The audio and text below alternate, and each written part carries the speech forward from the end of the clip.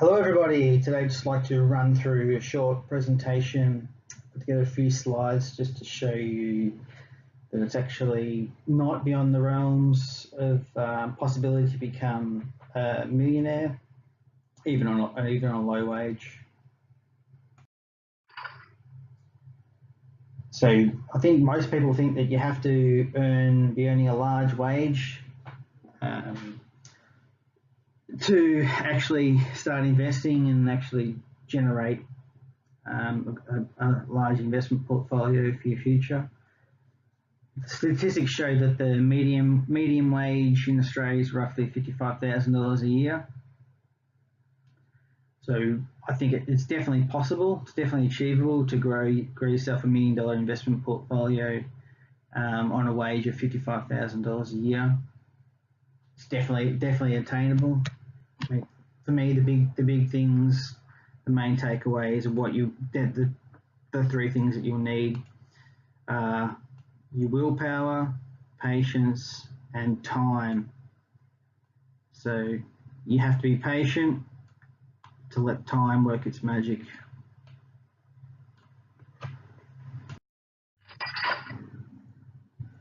So in the last 30 years, the Australian stock market has provided an average annual return of 9.2% per annum or per year.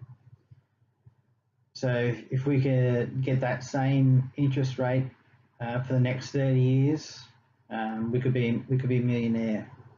So by saving and then investing every month, you're $542, and then putting that, as I say, investing that back to the share market, we can actually generate your $1 million investment portfolio. So when you look at it, by saving $542, that's roughly 10% of your take-home wage, which is, it goes back to the rule of 10% of all you earn is yours to keep.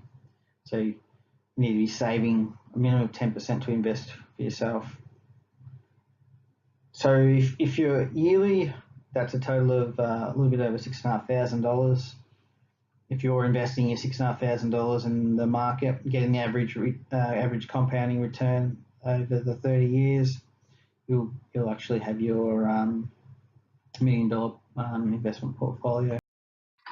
So here's the graph. Starting off with your $542 initial investment, and then every month after that, you're investing another $542 into the market. You can see at the end of your 30 years, you'll have your $1 million, a little bit over $1 million.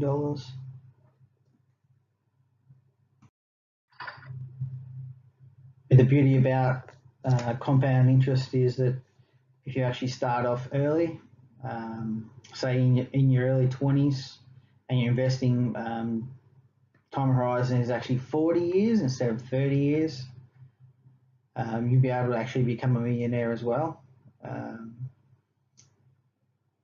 So with a much smaller monthly investment of $230, you'd be able to generate that $1 million investment portfolio. So that equates to a bit over $2,700 per year, which is, in the scheme of things, isn't much. If we look at our first example, and we look at that over a 40-year time frame, so investing our $6,500 every year over the 40 years, getting your average historic return per annum, I should say, that actually equates to $2.6 million.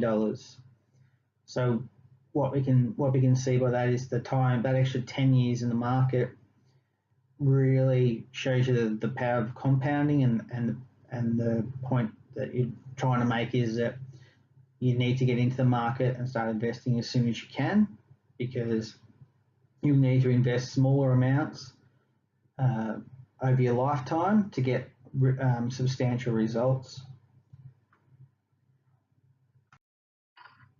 So here's the graph showing the two previous examples. investing your $542 every month for your 40-year period, and that brings you up to pretty close to $3 million.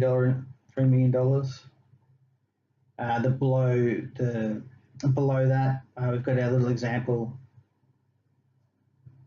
where we're investing our $230 per month, and that sort of gets us up to just a little bit over $1.1 million for half the amount of money invested. So you can see here that over the lifetime, you've actually put in $260,000, whereas the second example, you've only put in $110,000 over the lifetime, over the 40-year lifetime of your investment portfolio. Just shows you the relative. You've put in extra 150 grand over that time, and that's generated another 1.5 million effectively. So you're thinking, what do I do now? For me, most people think about things too much. I think you just need to get started now.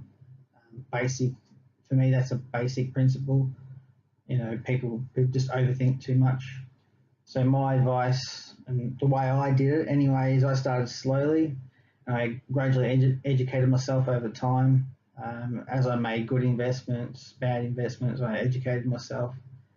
I think the key advantage that you guys got now that I didn't have when I started 14 years ago, 15 years ago, whatever it is now, is it's much easier and simpler ways to invest now. So you've got your exchange traded funds, so your ETFs, which are typically low cost. So you want to keep your management fees and costs down as low as possible to make sure you're getting your full value on your earned returns to achieve your goals faster.